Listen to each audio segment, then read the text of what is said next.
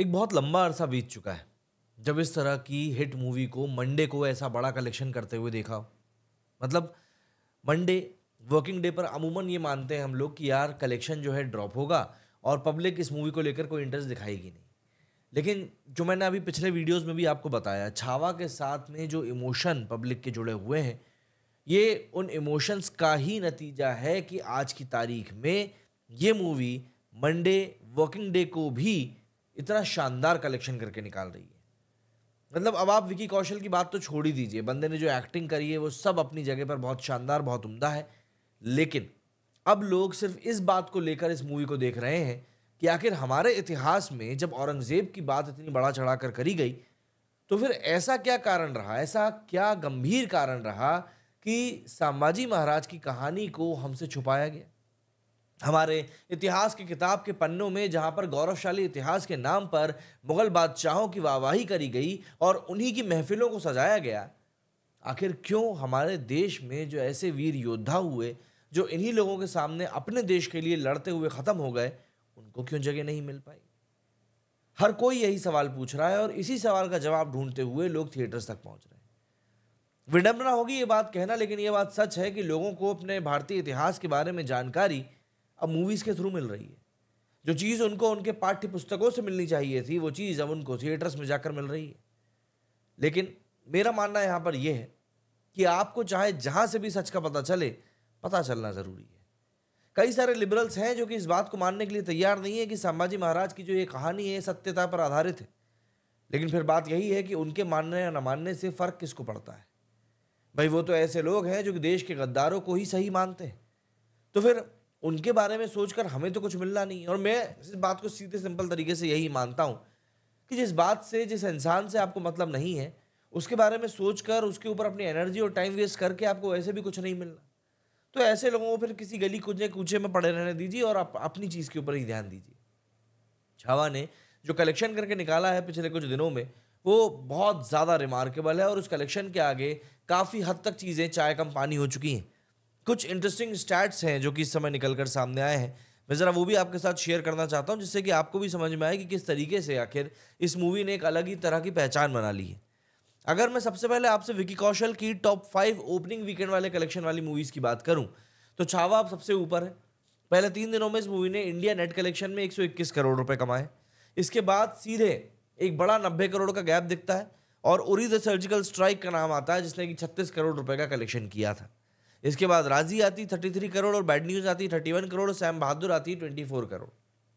इसके अलावा जो पीरियोडिक मूवीज की हम लोग बात करते हैं, जो कि इतिहास के ऊपर बेस्ड मूवीज, अगर हम उनकी बात करते हैं, तो उनके उनके ऊपर बेस्ड जो भी बॉलीवुड मूवीज के कलेक्शन है, तो उसमें सबसे टॉप पर अगर कोई मूवी आती है अब, तो वो है छावा, जिसने कि 121 करोड़ रुपए कमाए हैं 3 दिनों में। इसके बाद आती है पद्मावत, जिसने 114 करोड़ रुपए कमाए हैं। फिर केसरी आती है 78 करोड़ के साथ में, तानाजी आती है 62 करोड़ के साथ में, और बाजीराव मस्तानी आती है 47 करोड़ के साथ में। मतलब छावा इस समय एक अलग ही लेवल पर खेल रही है। इसके अलावा अगर हम 2025 के टॉप 3 मूवीज की बात करें सबसे बड़े वीकेंड के मामले में, तो स्काई फोर्स को पीछे छोड़ते हुए अब छावा आ चुकी है टॉप पर 121 करोड़ के साथ। फिर स्काई कोर्स है 73 करोड़ और देवा है 19 करोड़ के साथ में।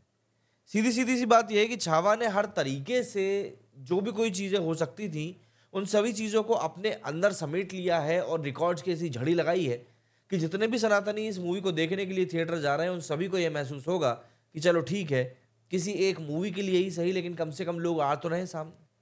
जो रोते हुए लड़कों की तस्वीरें निकलकर सामने आ रही हैं, यकीन मानिए ये किसी रोमांटिक मूवी को देखकर रोते हुए लड़कों की तस्वीरों से ज़्यादा बेहतरीन तस्वीरें हैं। और यकीन है कि भाई जितने भी पाकिस्तानी यूट्यूबर जो इंडियन मूवीज़ के रिव्यू करके और कलेक्शन का डेटा का शेयर करते हुए पैसे कमा रहे हैं, उनको भी अब इस तरह की संभाजी महाराज की जो ये शौर्य गाथा है, उसके बारे में उनको ही बात करनी पड़ रही। तो अगर आप भी उनके कमेंट वीडियोस देखते हैं, तो कमेंट सेक्शन में जाकर उनको बधाई ज़रूर दे दीजिएगा कि चलो ठीक है, कम से कम तुम लोगों ने मूवी के ही बहाने अपने पूर्वजों की बात तो करी। कलेक्शन की ज़रा बात कर लेते हैं कि कैसा क्या कलेक्शन हुआ इस मूवी का।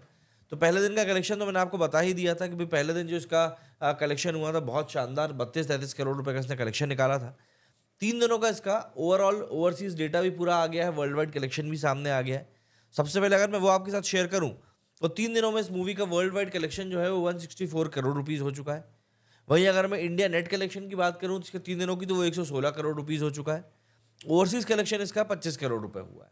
तो ऐसे में इसका टोटल कलेक्शन जो है 164 करोड़ के आसपास बैठ रहा है। वहीं अगर हम लोग ऑक्यूपेंसी की बात करें तो कल की ऑक्यूपेंसी तो गई ही है, लेकिन संडे की ऑक्यूपेंसी गई थी 62% की। इसमें सबसे ज़्यादा इवनिंग शोज की ऑक्यूपेंसी गई थी, जो गई थी करीब 73% की। इसमें मॉर्निंग का 49% था, आफ्टरनून का 67% था और नाइट शोज का 59% की ऑक्यूपेंसी गई थी। ये ऑक्यूपेंसी बहुत शानदार थी और इसी को देखते हुए एक उम्मीद जताई जा रही थी कि भाई चौथे दिन भी इस मूवी की ऑक्यूपेंसी जो है काफ़ी हद तक अच्छी जाएगी। कल का जो कलेक्शन निकल कर आया है चौथे दिन का, मंडे का, वर्किंग डे का, जो हमें स्पेसिफिकली बात कर रहे हैं, वो आया है इसका 24 करोड़ रुपए का। इसमें भी प्लस माइनस 1-2 करोड़ रुपीज और होंगे। 24 करोड़ का कलेक्शन, मतलब इतनी तो ओपनिंग की एक्सपेक्टेंसी की जा रही थी, लेकिन मंडे को इस मूवी ने 24 करोड़ का कलेक्शन निकाला है। मंडे को इतने बड़े हुए कलेक्शन के में सबसे बड़ा जिम्मेदार जो था वो था इसकी ऑक्यूपेंसी रेट। जो इसकी ओवरऑल ऑक्यूपेंसी गई है वो गई है 32% की। 32% की ऑक्यूपेंसी के साथ में इस मूवी ने मॉर्निंग शोज में 17% की ऑक्यूपेंसी देखी, आफ्टरनून में 27% की देखी, इवनिंग शोज में 34% की देखी, नाइट शोज में 47% की इसने ऑक्यूपेंसी देखी। और अगर मैं आज की बात करूं तो इस मूवी की आज की शुरुआत भी अच्छी हुई है। अभी हम लोग ये मॉर्निंग शोज का डेटा देखकर ही इसका वीडियो शूट कर रहे हैं और इस मूवी ने अभी तक 1.5 करोड़ रुपए का कलेक्शन करके निकाल लिया है। 150 करोड़ का कलेक्शन की उम्मीद की जा रही है कि आज ही 150 करोड़ के बैरियर को नेट कलेक्शन में क्रॉस कर लेगी। वहीं अगर मैं वर्ल्ड वाइड ग्रॉस कलेक्शन की बात करूं तो आज ये बहुत आराम से 220 करोड़ के कलेक्शन को पार कर जाएगी। एक इंडियन मूवी के लिए जो कि खास करके इंडियन हिस्ट्री के ऊपर बेस्ड है, हमारे इतिहास के ऊपर बेस्ड है और हमारे जो गौरवशाली योद्धा हैं उनके बारे में कहानी बताती हुई ये मूवी है। ऐसी मूवी का चलना वाकई में बहुत ज़रूरी होता है, बहुत अच्छा होता है। सिर्फ बॉक्स ऑफिस के लिहाज से बात नहीं कर रहा हूँ, बल्कि हमारे सनातन के लिए भी ये बहुत ज़रूरी होता है, जिससे कि हमारे आज की जो युवा शक्ति हैं वो कम से कम इस बात को समझ सके कि यार कितने बड़े बड़े बलिदान हमारे इस देश के लिए बलिदानियों ने दिए हैं और हमने उनको यूं ही भुला दिया सिर्फ इसीलिए क्योंकि कुछ बुद्धिजीवी ऐसी कुर्सियों पर जाकर बैठ गए थे जहां पर बैठकर उनको नहीं लगा था कि छत्रपति शिवाजी महाराज और संभाजी महाराज के बारे में हमारे देश को बताने की ज़रूरत है। इन्होंने तो सिर्फ गोरिल्ला वॉर टैक्टिक्स के नाम पर उनको पहाड़ों का चूहा करार दे दिया था, चूहा, जबकि उनको टैक्टिक्स को जीतने में आज की तारीख में हर कोई मतलब लाखों करोड़ रुपए लगाने के लिए तैयार रहता है।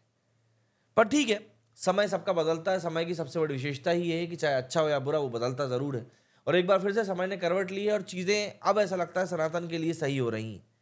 तो देखते हैं आने वाले दिनों में और क्या इस ऐसे टॉपिक्स के ऊपर और कितनी मूवीज़ बनती हैं। बाकी आप लोग मुझे कमेंट सेक्शन में जाकर जरूर बताइएगा कि अगर आपने ये मूवी देख ली है तो विकी कौशल का अभिनय आपको कैसा लगा और सबसे बड़ी बात, इस मूवी से आपको क्या चीज़ समझने को मिली और सीखने को मिली। क्योंकि ऐसा नहीं है कि इतने बड़े विषय के ऊपर बनी हुई मूवी आपको कोई सीख देकर नहीं जाएगी। कमेंट सेक्शन आपके इन्हीं कमेंट्स के लिए खुला हुआ है। कमेंट करके जरूर बताइएगा कि आपका इस बारे में क्या कुछ कहना है। मेरे इस वीडियो में फिलहाल इतना ही। जय हिंद, जय भारत।